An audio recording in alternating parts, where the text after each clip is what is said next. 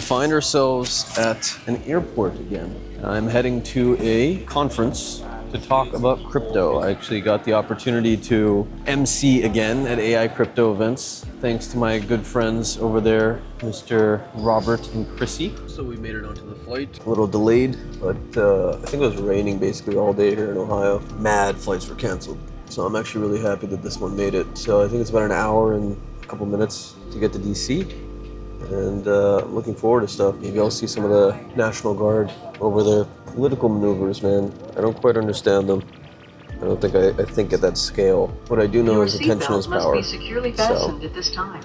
I'm sure it has something to do with that. Insert the metal tip But anyway, into the buckle got some reading to do. so it is low and tight across your lap. To release the a little bit behind book club. the top of the buckle. So I have Please remain seated with your seatbelt securely about 100 fastened pages to whenever read. the seatbelt sign is on. And adjust the mask if necessary. Breathe normally.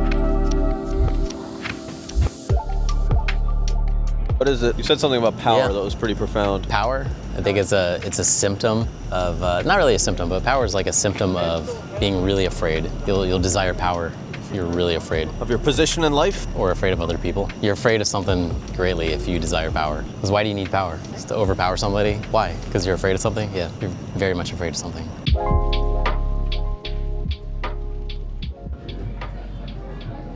Here at the View with some friends. Man, is it a good view. It's a rooftop bar, by the way. If you guys come to Washington, D.C. and you're like roaming around this area at night or looking for a place to get some awesome content and probably meet some really cool people.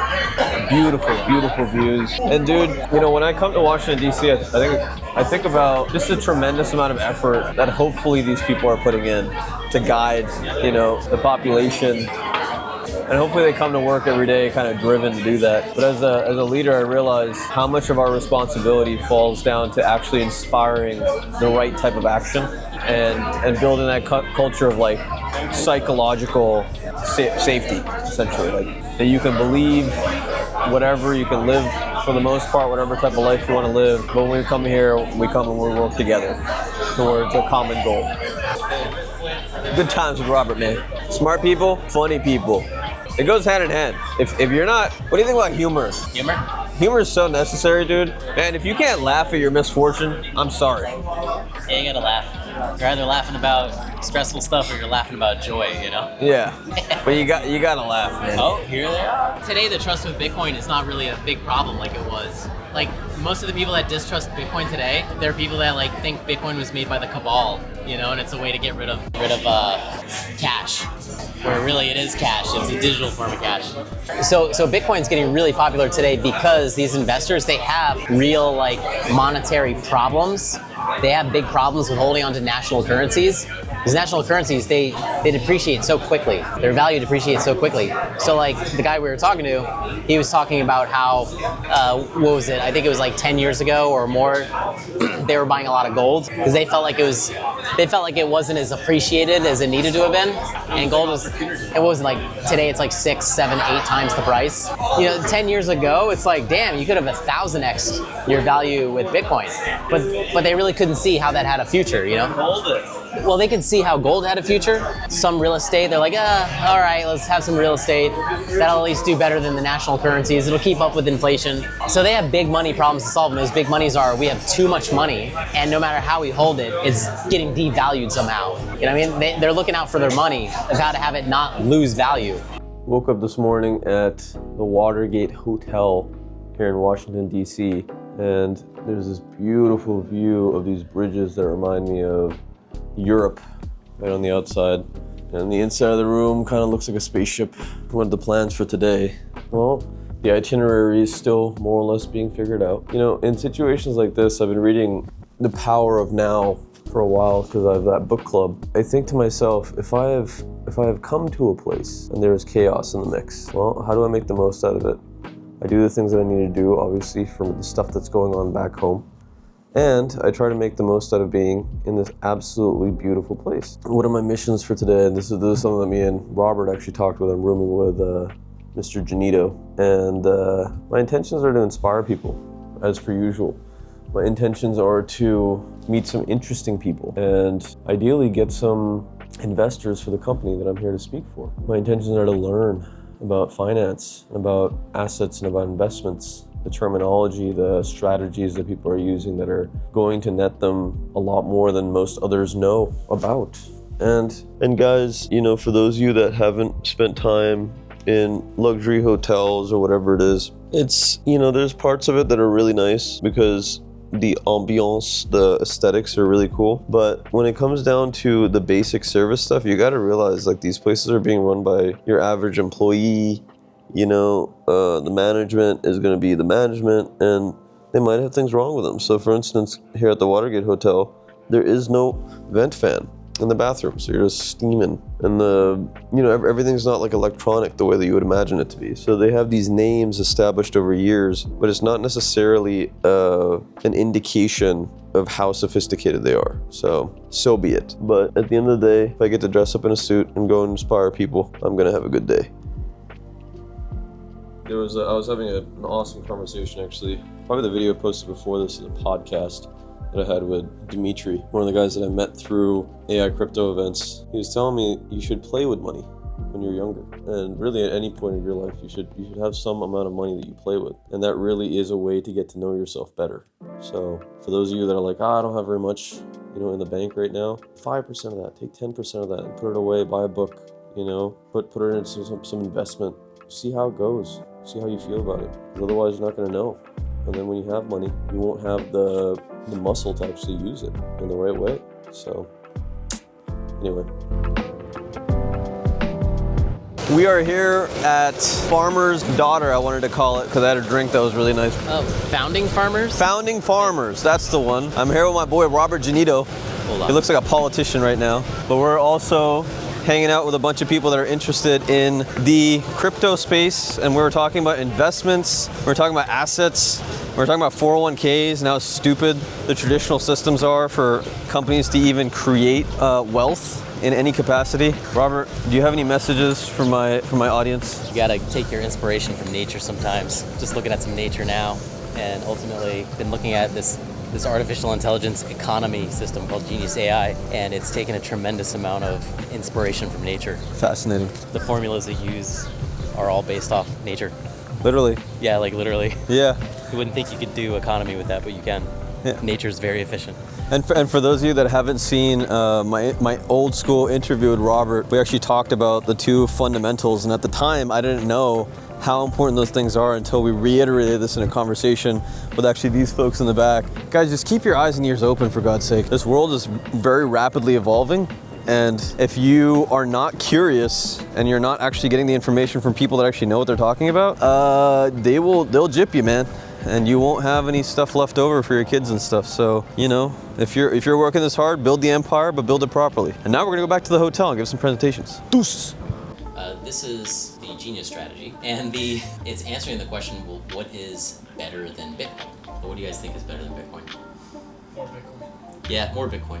Michael Saylor recently said this in some slides. I'd been saying this in slides for like 6-9 months, and now that he's saying it, it's like, all right, people can agree with this. Bitcoiners believe that Bitcoin is the thing, and XRP sucks, Ripple sucks, because Bitcoin's awesome. Here's the Bitcoin strategy at a glance. If you don't know what the Bitcoin strategy is, all it is you put Bitcoin onto your balance sheet. So you take your 20% of your funds and you buy Bitcoin with it. So you don't have cash that just sits there. Instead of cash, you're holding onto Bitcoin. It's a long-term strategy. But part of the Bitcoin strategy is also, well, we're a business that raises money, so let's raise money to buy more Bitcoin. Let's have that be part of our strategy as well. Well, this is what MicroStrategy did, and within 4 years they outperformed the entire S&P 500. That's what you see here. It's a little bit more than 4 years, but this gives you a view of 4 years of crypto. And what you have from this point up to this point is you have more than 10x price appreciation. So for every $1,000 that you had doing this, you now have $10,000. For every $10,000, you now have $100,000. For every $100,000, you now have $1 million. Pretty sweet. Another beautiful morning at the Watergate Hotel. Just doing some admin work for work, getting ready for the conference, which is in about 20 minutes, and enjoying this absolutely stunning view. I just love seeing these bridges and just this architecture. And I also wanted to tell you guys, so your value in a group of human beings is going to come down to how quickly you can adapt into trading circumstances and realize what's actually going to move the needle forward. So for instance, at a conference like this, we had a very small group of people show up because the people that I'm speaking for don't have an event organizer, AI crypto events currently. And the value of the information is tremendous. Like, it's a paradigm shift in terms of how finance works. So for those of you that are watching this or are interested in crypto, go ahead to AICryptoEvents.com and go and figure out what this crazy new system is that will allow you to not have to pay taxes on your money and take out loans against something that's rapidly appreciating, which is Bitcoin and cryptocurrencies. And at the end of the day, guys, you know, any paradigm shift that happens, that's occurring, there's the starting period, and there's mass adaptation, and there's adoption is actually the word. And then there's a lot of nuances that allow you to figure out whether or not something's a scam. But really, it comes down to financial knowledge. And so, in an event like this with so few people that are attending, I found the best thing for us to do to attract people to get this information is to utilize what resources we have available, which currently there's another conference going on, the Liberalism Conference at the Watergate Hotel, and a lot of these people are also very curious about the future of finance. And the thing that I always have been talking to them about is, listen, I don't care if you're conservative or liberal. At the end of the day, money is money, and you got to understand it. And if you want to have a position in your life that allows you to make a difference, the difference that you want to make, you're going to need to understand that. You're going to need to understand your finances. You're going to need to understand what an asset is, where to invest properly, and what the trends of the economy are going to be in the next couple of years. And there's really no better place, no cheaper place, absolutely free, than to come here for about half an hour, or spend some time with us today to understand that concept. So I'm here at the roof deck at the beautiful Watergate Hotel. And the cool part is my media team is so awesome that they actually ended up making connections with the hotel itself. And now we're allowed to take pictures and stuff up here. So, man, just think abundantly. You know, try your hardest to just provide the value to the people that are going to take it. Saturday around 2 o'clock, we got ourselves a little walk in, get some content. We're gonna check out a bunch of memorials, a bunch of monuments to what's going around Washington D.C. See if we see it in the National Guard. Oh, we got a little team. Things are more fun with people, guys.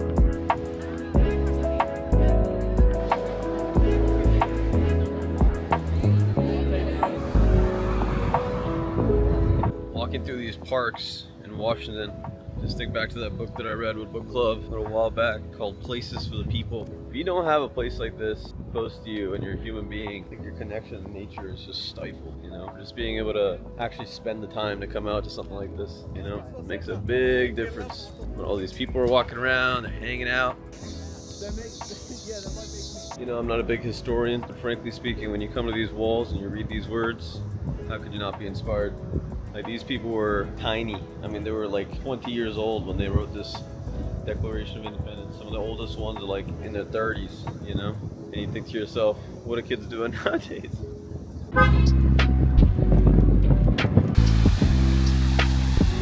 We're in probably one of the nicest areas in Washington, D.C. Just had a dope meal at Del Frisco. My man Robert Janito hooked us up with a meal for participating in the AI crypto event. Absolutely beautiful place. We got all these amazing stores around us. We got Dior, we got Louis Vuitton, got Hermes, got Chanel across the street. So very affluent neighborhood. Beautiful, beautiful place. Probably the place where all of them come hang out in the evening hours to spend the hard-earned money that they made. Show you this. It smells like a swimming pool. They're literally giving tours of this area, so we're clearly in the right place here. Look at this lady, very scandalous. Oh, look at her face. Actually really nice, that effect. They channeled the wind to go through these. It looks like water rippling through the colors. Absolutely glorious building. We're just a bunch of social media creators out of here.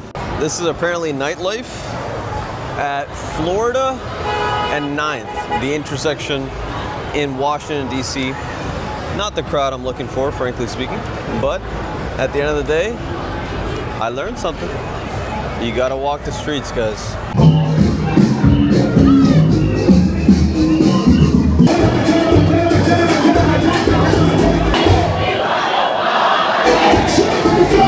Fairly tired this morning. Stayed up later than I probably should have, but near to see DC in some organic capacity, so it was fun.